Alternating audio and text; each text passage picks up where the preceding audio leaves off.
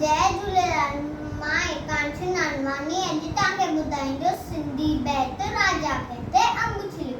राजा कहते अंग उछलियो, कप सां संदसि हथ वड़ियो, चयो वज़ीर त बोलो न है, न वंशजी का भलाई आहे।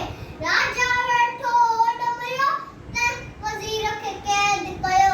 हिकु ॾींहुं राजा थियो तयार करण अकेलो वियो शिकार। तपण लॻो थे ॾींहुं जॾहिं वण जे छांव में सुम्हियो तॾहिं जिनड़नि जो ओत सरदार कोड़ खां थियो सो बीमार। ॾस मिलिस त हथ करको चाकू जेजो माण्हू सो, चाकू जेजो माण्हू सो, दवा उन्हीअ मां उमंदी ठहंदी, बीमारी पिण तुंहिंजी लहंदी, बीमारी पिण तुंहिंजी लहंदी। तंहिंते ॻोल्हा हली घणी, राजा खे विया जिन खणी, राजा खे विया जिन खणी। वॾे ॾिठऊं हथ तंहिं लाइ, वरी छॾे वियसि साॻीअ जाइ, वरी छॾे वियसि साॻीअ जाइ।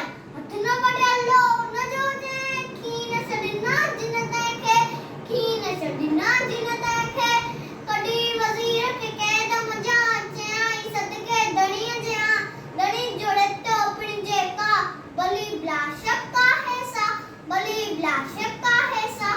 महिरबानी, जय झूलेलाल।